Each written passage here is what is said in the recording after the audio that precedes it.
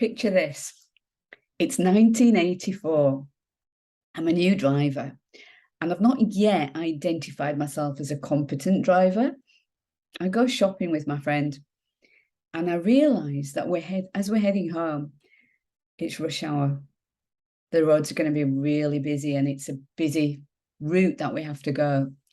And I freeze. Here we are with all our bags of shopping, putting them in the car, and I'm like, the thought's getting bigger and bigger and bigger. And I just said to her, I can't drive. I'm not capable of driving.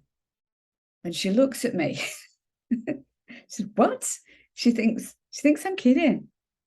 She thinks I'm kidding, but I can't. In that moment, I'm just not capable of driving. She has to drive us home, and I feel like a total failure. And it's just another example of how I'm not enough. But back then, I didn't have the tools that made my life easier. As many, many years later, I learned these tools. And it seemed like magic. You know, I once scared a bodybuilder. It was back in 2003 or 4, whenever I was treating him as a remedial massage therapist back in the UK for a sore back. It was Easter time, and he'd just completed a competition, bodybuilding competition, and he had a sore back. And after the comp, he'd relaxed his diet and he was enjoying his chocolate Easter eggs. And he was stunned and he was shocked when I was testing how his muscular arm was rendered weak by me asking him to hold a potion against his cheek. And I tested his strength.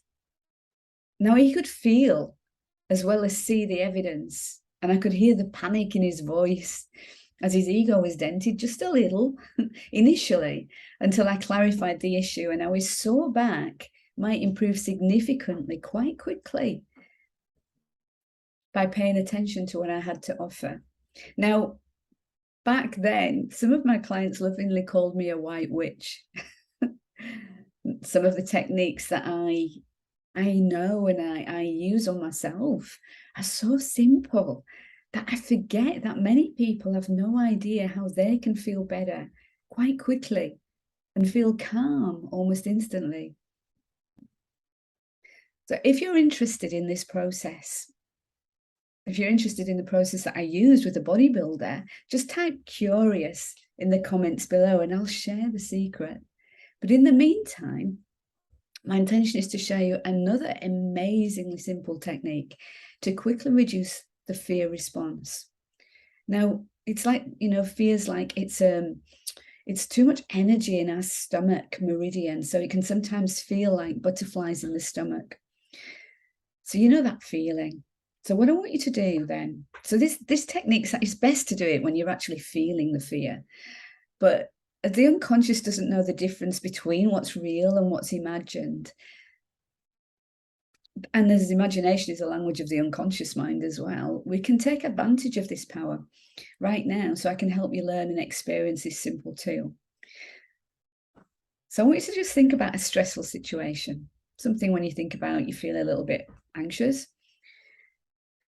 And I want you to think about something not too dramatic maybe for today, just something simple. So it could be, if you do get nervous driving, like waiting at the lights at a busy junction, if you feel your palms getting a bit sweaty, if you're not sure where you're going, if it's you're driving somewhere new that you've never been before.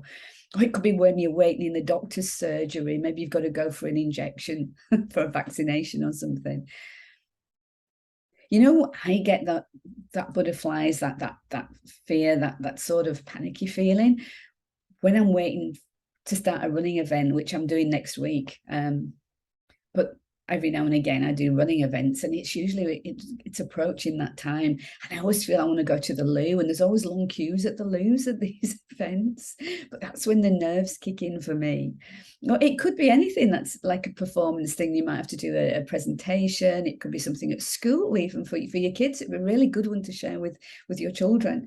But you're getting the picture. So I just want you to pick something now that when you think about it, you sort of feel a little bit stressed, a little bit anxious.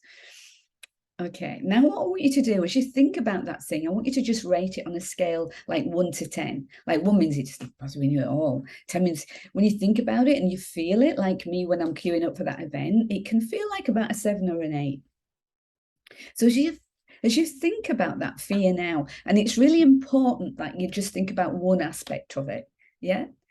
And I want you to rate it on that scale of 1 to 10. And now what I want you to do, and it's a funny one, I can't really do it with my glasses on, I'm going to take them off, because underneath our eye, there's a little notch. If you think about the bony bit in the orbit of the eye, right in the middle, you'll feel a little notch. That's what we call stomach 1. And it's like stomach 1 for fears and phobias. It's on the stomach meridian, and it's the first part of the meridian. So I want you to just tap there, just gently, like medium pressure, as you think about that fear. So as I think right now about queuing up at that start line. And what tends to happen as you think about it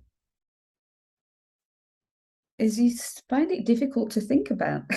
It's really hard to focus on it. It seems to go away. So when you've done it for about 30 seconds, just take a nice deep breath.